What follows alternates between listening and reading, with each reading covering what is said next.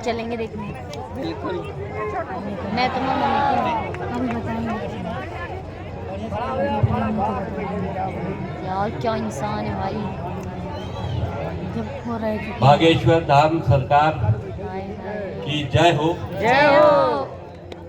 सीताराम सीताराम। मैं जैसे कि गुरुजी ने बता दिया, महाराज जी ने, कि मैं पहले इस्लाम में था और इस्लाम में जब राम मंदिर का मामला सुप्रीम कोर्ट में आया तो महाराज जी हम उसमें भी एक पक्षकार थे। तो हमने मुसलमानों से ये कहा कि ये लड़ाई लड़ने की जरूरत नहीं है, क्योंकि हम शिया वक्फ बोर्ड के अध्यक्ष थे, हम भी पक्षकार मुसलमानों की तरफ से थे। तो हमने कहा इसको लड़े बगैर हिंदुओं को दे दो, क्योंकि उनका क्लेम इस जमीन पर बहुत बड़ा है, क्योंकि वो ये कहते हैं कि भगवान श्री राम यहाँ पैदा हुए थे और तुम्हारी ये मस्जिद जो है ये बाबर की बनाई हुई है। तो इसकी उसकी तुलना नहीं हो सकती। क्लेम देखो, मस्जिद शिफ्ट हो सकती है, जन्म स्थान शिफ्ट नहीं हो सकता। तो इस बात के ऊपर हमारा उनका विवाद हुआ। हम सुप्रीम कोर्ट में राम मंदिर के पक्ष में हिंदू पक्षकारों के साथ खड़े हो गए। हमने उनको त्याग दिया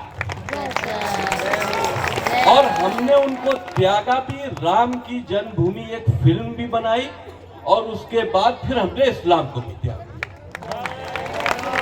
क्योंकि जिन लोगों के विचारधारा से हमारी लड़ाई है तो हम उनके बीच में रह कैसे सकते हैं। ये तो भी दोगली बात है कि हम विरोध भी कर रहे हैं और मुसलमान भी हैं।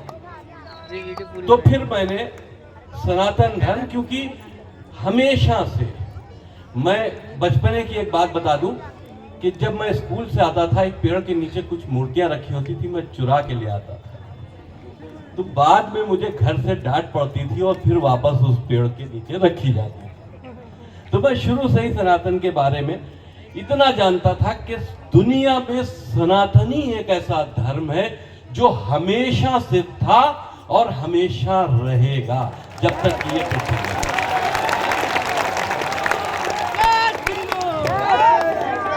आज बागेश्वर धाम सरकार में मुझको आने का मौका मिला, एक नई ऊर्जा। मैं खुले दिल से बात ये बता दूं कि मैं महाराज जी को टीवी पे देखता रहता था। जब भी इनके प्रोग्राम आते थे मैं बड़े उससे देखता था, लेकिन मैं ये उम्मीद में था कि मैं कैसे यहाँ पे पहुंच जाऊं, कैसे बुलावा आ जाए। इस पिक्चर के माध्यम से ही बाबा ने हमको बुला लिया, महाराज जी ने बुला लिया, मेरी जिंदगी सफल हो गई।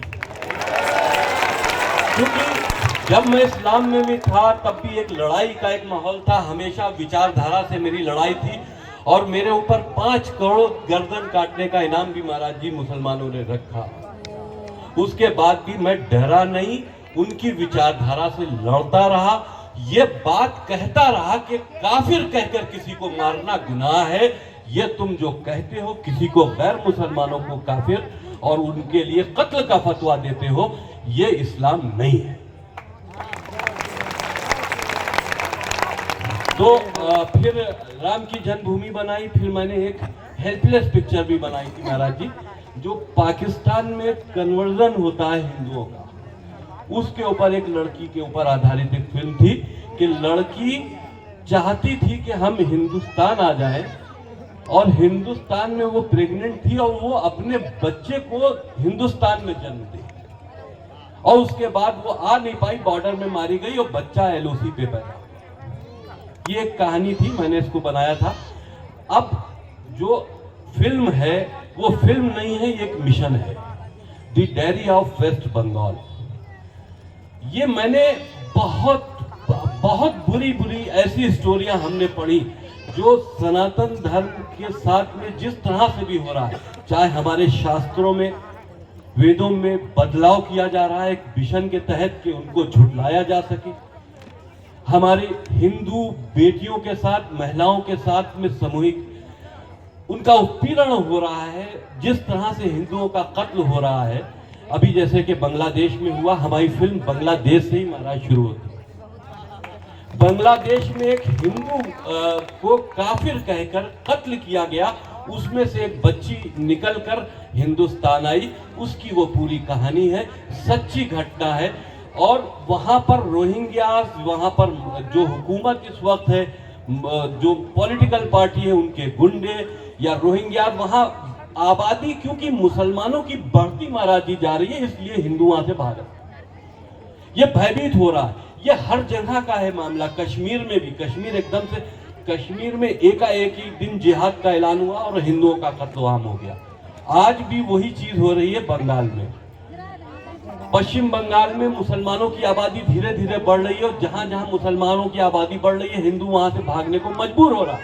आप देखो, जहां हिंदुओं की आबादी में मुसलमान होता है वो अपने को सुरक्षित समझता है, लेकिन जहां मुसलमानों की आबादी में हिंदू होता है तो उसको भागना पड़ता है। ये सोच है, ये हमको धर्म, हमारी सनातन धर्म हमको शिक्षा देता है कि हम कितना बड़ा सोचते हैं, हम इंसानियत के लिए सोचते हैं। और दूसरे धर्म के लोग, उनकी ज़हनियत थोड़ी कमजोर है, थोड़ी तंग है, इसलिए वो तंग सोचते हैं। तो डायरी ऑफ वेस्ट बंगाल में हमने रोहिंग्यास का, जिहाद का, और जो लव जिहाद है, जो सबसे बड़ी समस्या है, हमारी बेटियों के साथ में हो रहा है, उनके धोखे हो रहे, उनकी लाशों को फ्रिज में रखा जा रहा है, कुकरों में पकाया जा रहा है, ये बहुत बड़ा जिहाद है। हमने हर पहलू पर से पर्दा उठाया है, चाहे शास्त्रों से छेड़छाड़ का मामला हो, चाहे लव जिहाद का मामला हो, या एक दुखियारी लड़की की, हम यूं कह दें कि ये पश्चिम बंगाल, डायरी ऑफ पश्चिम बंगाल, एक दुखियारी हिंदू लड़की की कहानी है जो इस वक्त सिर्फ न्याय मांगने हिंदुस्तान आई थी, ये सोचकर कि हमको यहाँ न्याय मिलेगा। ये हिंदुओं की एक धरती है, ये भगवान श्री राम की धरती है, लेकिन वो गलती से पश्चिम बंगाल पहुंच गई और उसके साथ में वहां जो हुआ, वहां के जो इस वक्त के आतंकी ज़हनियत के संगठन वहां पे काबिज है, उन्हीं ने जो किया, वो पूरी दास्तान हमने, खून भरी डायरी है, हम ये कह सकते हैं पश्चिम बंगाल की हिंदुओं के कत्लो आम की एक दास्तान है। 30 तारीख को महाराज जी, हम इसको, या अगस्त को, आपका आशीर्वाद चाहता हूँ, क्योंकि आपने जितना, हम तो देखिए मुसलमान थे, लेकिन आपने जब से हिंदुओं के लिए अपने बात शुरू की है, पूरे वर्ल्ड में सनातन धर्म का प्रचार बढ़ा है। और हम ये गारंटी के साथ कहते हैं कि आपने धर्म को बहुत मजबूती दी है, बहुत मजबूती दी है, अपार ताकत दी है।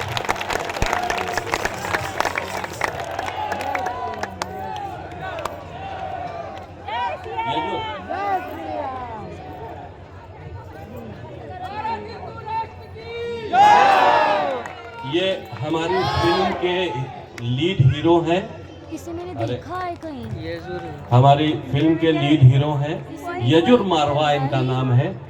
ये एक फिल्म जो हस्ती है गोविंदा जी की, ये उसी परिवार से भी है।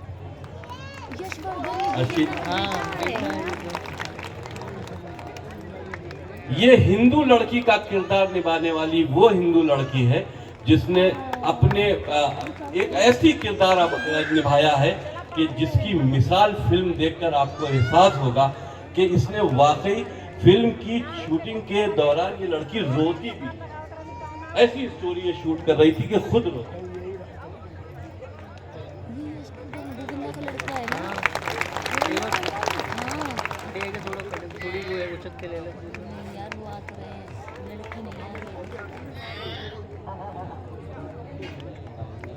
एक बार जोरदार ताली बजाकर आपका धन्यवाद दो।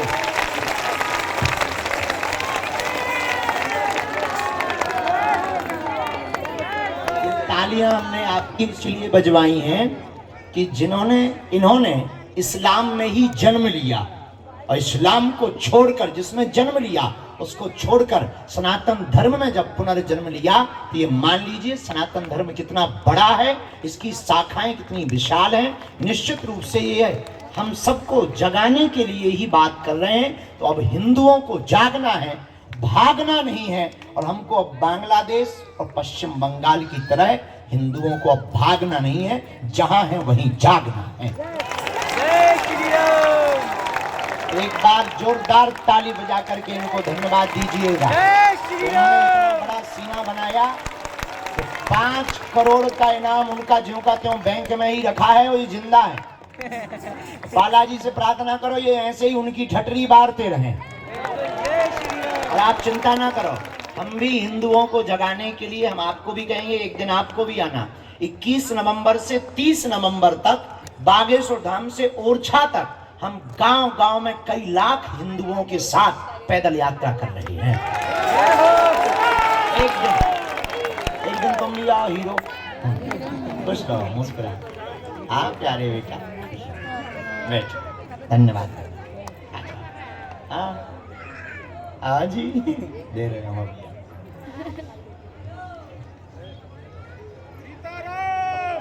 सीताराम। श्री राम। ओम हनुमते नमः। इनको भी ताली बजा करके धन्यवाद दो।